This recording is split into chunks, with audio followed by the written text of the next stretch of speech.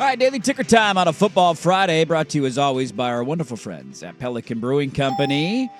Reach for your favorite independently brewed Pelican beverage at a store near you. Pelican Brewing, born at the beach. We got a big one on Sunday Night Football. Let's talk about it with our good friend, Brady Henderson of ESPN, covering the Seattle Seahawks at Brady Henderson on Twitter. Go give him a follow there. Brady, before we get to Sunday Night Football, are you a big Halloween guy? Are we dressed up right now? What's the vibe like in the Henderson household for Halloween?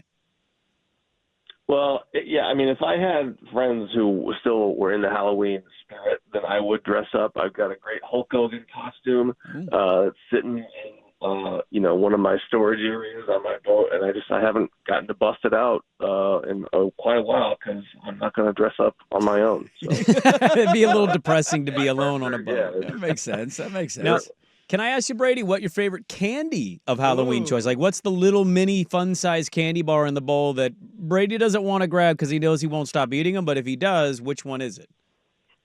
Well, I understand. I've come to understand that this is a very unpopular opinion, and you might look at me, or you might hear this, and your face, you might make a face. But I really like Almond Joys. Yeah, I realize I'm in the minority. Yes, Almond Joys. Yes. Sometimes you feel like a nut, Damn right. Coconut and chocolate's delicious. That's a great line. You're a good guy. I knew you were a good guy. All right, enough of these bad candy takes. Let's get to the football. Sunday Night Football. Seattle is so weird. They wagon on the road, funky at home. I don't know how much that has to do with the 12 selling their tickets and all these, these infiltrating road fans, but that'll be put to the test again. Sounds like Jaden Daniels going to be back and playing for the Commies. Where are we at kind of 48 hours away from a really fun, exciting Sunday Night Football game in the nation's capital? You mean injury-wise? Is that what you said? Yeah, just kind of, where are we at going into that one injury-wise? Yeah. So, they thought they were going to get Julian Love back in addition to outside linebacker Derek Hall and Devin Witherspoon. And those two guys aren't going to be back, it sounds like. Witherspoon and Hall both have been practicing this week. But Mike McDonald said that Julian Love suffered a setback with his hamstring injury last week. Now, that was the bye week, so I can only imagine that he was still rehabbing that injury, and that's when he suffered the setback. And so it doesn't sound like he's going to play. I mean, McDonald didn't rule him out, but he said his status for this week is in jeopardy. Love has not practiced. He didn't practice Wednesday or Thursday, and he even said later that IR is potentially in play for Julian Love. So otherwise, their injury situation, it was looking okay with the fact that they're going to get, two pretty important players back. But that is, they've gotten by with Julian Love. I mean, Ty Okada has played some good football, good enough for them to get by and still have a top 10 defense, despite the fact that, Love has missed those 4 games and Witherspoon has missed 5 games. But, depending on how long he's out for, that's going to be another pretty big test for them. We've been friends for a long time in the media. Can we ask you an honest question? Yes, always. Did we wake you up this morning? No. Okay. No, I mean, I did not wake up all that long ago. Okay. I will be honest with you. Okay. But, you could probably hear it in my voice. I heard the voice. Yeah, I think I heard a yawn during our last question. There was a yawn. I'm like, yeah. oh no. Hey, I yawn all the We time. just when I'm up woke this early. guy up. I yawn every commercial break. That's all I do in the morning. No, it wasn't the quality of the question that led to a yawn. It was That's okay. the fact that I am was. still in the process of waking up. That's okay. Can I ask you, Sam Darnold has been really good, man. Like, Seahawks fans were a little split, it felt like. The media felt like a little split. Like, did you upgrade going from Geno to Darnold? Hey, Darnold's bad against the blitz, don't you know? I'm just curious, what has surprised you about Darnold and what you thought about going from Geno to Darnold personally and how it's all played out so far? What has surprised you about Sam Darnold as the Seahawks quarterback? Well, this is probably just the fact that I had not watched him enough, I guess. But I have been surprised by the level of playmaking that he has in him. And certainly when you're the second overall draft pick, you obviously have a good arm and you obviously have good mobility. I just didn't know that those two things would combine for as many of the big plays that we've seen. And when I say playmaking, I mean the ability to escape pressure. And certainly he's done like a really good job of playing on time, and the ball comes out quickly for the most part. I know he had the bad sack in the end zone against Houston, which led to a Texans touchdown. But that was only one of 9 sacks he's taken this season in 7 games, which is kind of remarkably low number. So he does a good job of playing on time and avoiding sacks, but part of that is he can escape pressure. And not only can he escape pressure, but he can create big plays while on the run. And a lot of those are not just, running to his right and throwing, which is kind of the natural throw for a right-hander, but he can, throw the ball downfield while running to his left, which is, I imagine, is not easy to do for quarterbacks. And it seems like every game they've played, there's been one of those throws where, he looks like he might take a sack, but he escapes pressure, and it ends up being a, big passing play. So he's done a lot of really good things.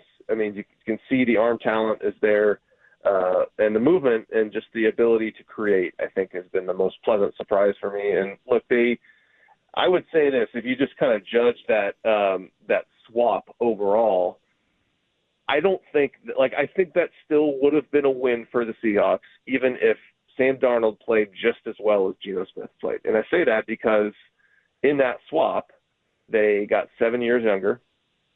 They got a few $1 million per year cheaper if you look at the contracts that both of those guys signed. And they picked up a 3rd-round pick in that process. So, that trade, by virtue of those 3 things, would be a win even if they didn't upgrade.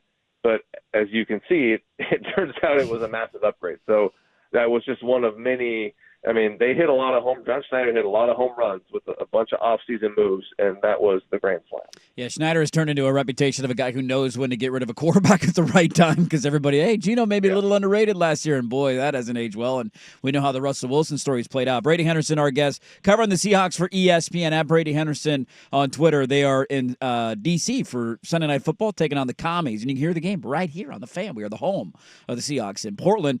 What do you make of their being better on the road than they are at home? Is this like a weird outlier situation? Like, we're not that far removed from them being, or Seattle being, one of the toughest places, if not the toughest place to play in the entire league. It's a few years in now. Now we got a lot of infiltrating fans every week, and they're winning. They're undefeated on the road. They're struggling at home. Like, what do we make of that?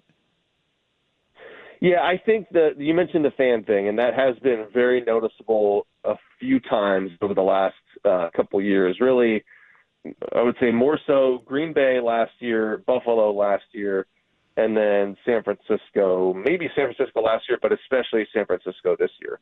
And, certainly that is going to cut into a team's home field advantage when there's a ton of fans there. I would say that, the Green Bay and Buffalo games last year, Seahawks weren't winning those games anyways. And that was probably, I would say that, you could kind of pose the cause and effect question for that, right? And I would say that is probably more effect than it is cause, meaning that the Seahawks being bad at home the last few years has really just given their fans one more reason to sell those tickets. When you consider that, the way it works economically is those games just on their own are games that, the market for those tickets was very large. And so, if you're a fan and you spend however many $1,000s per year on season tickets, well, if you sell 2 tickets to, the most kind of sought-after games, well, you can pay for most, if not all, of your whole season ticket, cost by doing that. So there is just a pure economic factor at play. I think that is just one of the factors with the whole home field thing. And again, I think that's more that's more kind of an effect than it is the cause of the home field advantage. That said, I still can't really put my finger. I wrote a whole 2,000-word story on it, and there's really no clear explanation for it. I mean, I have a few theories. I think one theory is that Mike McDonald's defense requires a lot of pre-snap communication, and every level of the defense is talking to each other up until the snap, and they're making adjustments. Sometimes they're outright changing, responsibilities. And I think naturally it's just harder to do that in, when it's as loud as it is at Lumen Field. And people might hear that and say, okay, well, Pete Carroll's defense had to deal with the same level of noise. Yes, they did. For one thing, they had Hall of Fame players on that side of the ball. They also had a much, much simpler defense. And I think it was so simple that whatever adjustments they were making. It wasn't as predicated on pre-snap communication, and whatever adjustments that they made, I think it was, they had a good system down where they could, just do that via hand signals. So I think they had an easier time dealing with it. I still think that the noise is a net positive for Seattle's defense. I just think that because they do tend to have some communication issues while dealing with the noise, it probably cuts into that advantage. I think the third thing I would point to is that there is just some kind of schedule variance here. Mm-hmm. And if you look at the teams they've played on the road versus at home under Mike Macdonald, they've had a somewhat easier road schedule than they have had a home schedule. I still don't think that explains what is a massive disparity. I mean, they are, They are 11-1 on the road, or 12-1, something crazy like that on the road under Mike Macdonald. It's hard to explain. Well, it's a big road game. I enjoyed your home road article, even if you didn't feel like ultimately you hit send on that to an editor and I don't know if I answered my own theory in question, but I enjoyed it nonetheless. I'm curious, this weekend, Sunday Night Football, it's a big one, man. This is going to be a backs against the wall, season on the line type vibe, I think, from Washington, given what's happened with them. Jaden Daniels coming back. The matchup I'm most interested in is people are picking the Seahawks to win this game. That defensive line for Seattle has been the best front in football. Statistically, with pressure rates and not blitzing, it's been awesome for Seattle. How do you think that matchup goes with them against that offensive line, where I feel like a couple weeks ago I just watched Dallas's defensive line kind of wreck what was going on and send Daniels out of the game, and that's not a very good defense whatsoever. How do you feel about the defensive front against the Washington offensive line? I think it's such a talented defensive front that you would like their chances in pretty much any matchup. I mean, I think they're that good and they're that deep. And now they're going to get Derek Hall back, and we'll see whose playing time that comes at the expense of. I imagine that Boye Mafe, just because you're not going to take Uchenna Nwosu off the field right now when he's get the sack every week and as tough, as rugged as he is. That is also DeMarcus Lawrence's game. He's just a physical, tough dude on the edge there. And so I'm curious to see. I would guess that you're going to see a little less Mafe just because he's one guy in that group who hasn't really been producing the same level as the other guys. He's getting plenty of pressure, but he's just not producing. But that said, that still is a very, very good group, and that's just the edge guys, and that's to say nothing of the interior guys. So, that is the strength of this team. And if you just sort of ask yourself, okay, who are the contenders around the NFL? Well, at the risk of oversimplifying things, just boil the Seahawks down to what are the two most important elements in football. You're getting good quarterback play, really good quarterback play, and you can get after the quarterback with a ton of different guys. So I think if you just ask the question of, are the Seahawks for real, or do they have a chance to make a run? Certainly they've got some flaws and some things that they need to be better at, but they have the two most important elements, I think, of a football team, and I think you're going to see that. I think they're going to get after Jaden Daniels, a guy who obviously is a very dynamic runner when healthy, but you have to imagine that the mobility is not quite what it is, given that he's only been coming off the hamstring injury that's kept him out for a little bit.